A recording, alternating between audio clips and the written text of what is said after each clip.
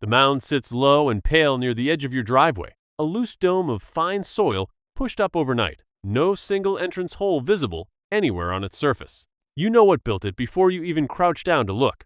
Your kids have run past this exact spot a dozen times this week.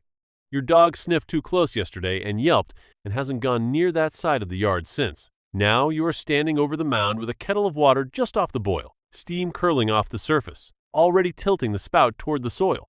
Stop. Put the kettle down for 1 second, because what you are about to pour onto this colony has roughly a coin flip's chance of actually ending it, and the reason has almost nothing to do with the temperature of the water and everything to do with what is happening several feet beneath your shoe.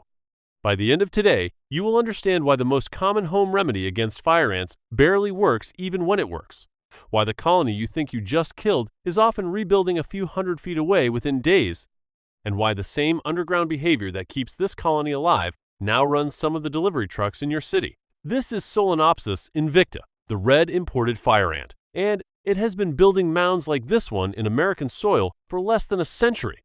It arrived in the 1930s through the port of Mobile, Alabama, traveling in soil used as ballast in cargo ships from the floodplains of South America, and it has been spreading north and west ever since. What you are looking at is not a random pile of dirt. It is the roof of a structure, a heat and humidity regulator the colony builds and constantly rebuilds to control the climate of everything living beneath it. Notice that the surface has no visible opening. That absence is deliberate. Workers enter and exit through side tunnels well away from the dome itself, which keeps the mound's surface intact so it can keep absorbing solar heat and funneling it down to the brood chambers below. A single mound can house anywhere from 80,000 to 500,000 worker ants, all of them sterile females, serving one or more queens buried far below the surface you are about to scald. Here is the part almost nobody explains before handing you a kettle. Extension entomologists across the fire ant belt, from Texas to Tennessee to Florida, have tested boiling water as a mound treatment for decades, and the number holds remarkably steady across independent studies. 2 to 3 gallons of nearly boiling water, poured directly onto a mound, eliminates the colony about 60% of the time. That means roughly 4 times out of 10, you have just emptied a kettle and mildly inconvenienced several 100,000 ants. The reason is architecture, not stubbornness. A fire ant colony is not the mound. It is a nested lattice of galleries and tunnels that workers dig outward and downward from that dome, forging passages that can extend 10 meters sideways from the entrance and sometimes drop 30 feet below it. The queen, and in some colonies there are 10, 20, even 100 egg-laying queens sharing one nest, lives in the deepest chambers, fed continuously by workers, laying up to 1,500 eggs a day, and she never leaves that space once she has founded it. Water poured from a kettle loses most of its heat filtering down through feet of packed soil. It kills the workers it touches near the surface. It rarely reaches her. Even a successful scalding is often only a temporary fix. A fire ant queen needs just half a dozen workers to start over. Disturb a colony badly enough without killing the queen, and workers can excavate a brand new mound within days, sometimes overnight, a few hundred feet from where the old one stood.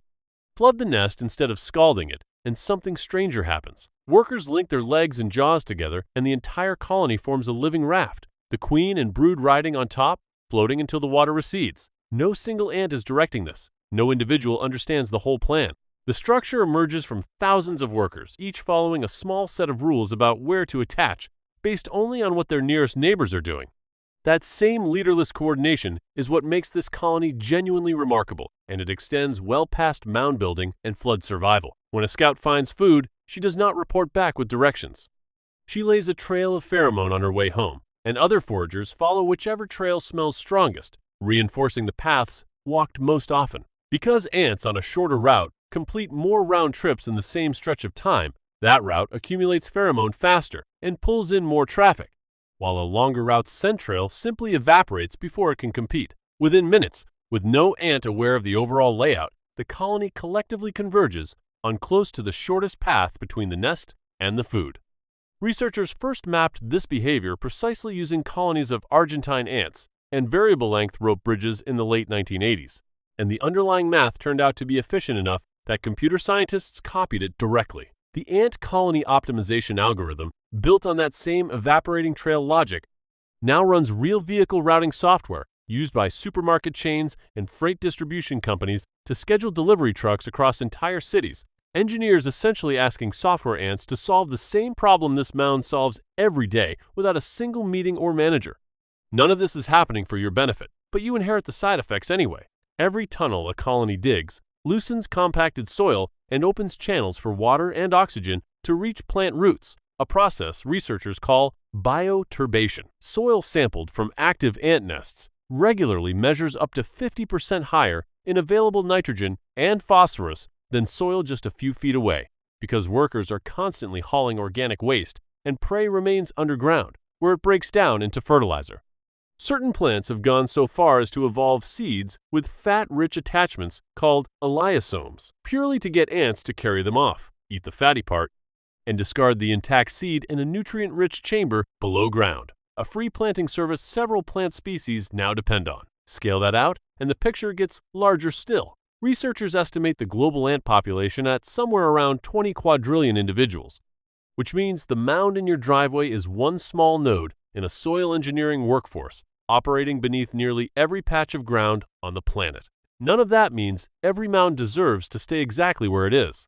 Red imported fire ants sting, sometimes dozens of times in a single encounter, and a colony established next to a doorway, a sandbox, or a spot where bare feet regularly land is a legitimate hazard, not a debate about ecological nuance.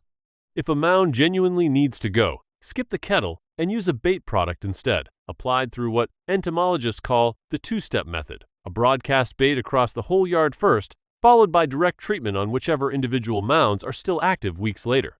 Bait works through the colony's own food-sharing behavior, carried back by foraging workers, and passed mouth to mouth all the way down to the queen, reaching the one ant that boiling water usually cannot.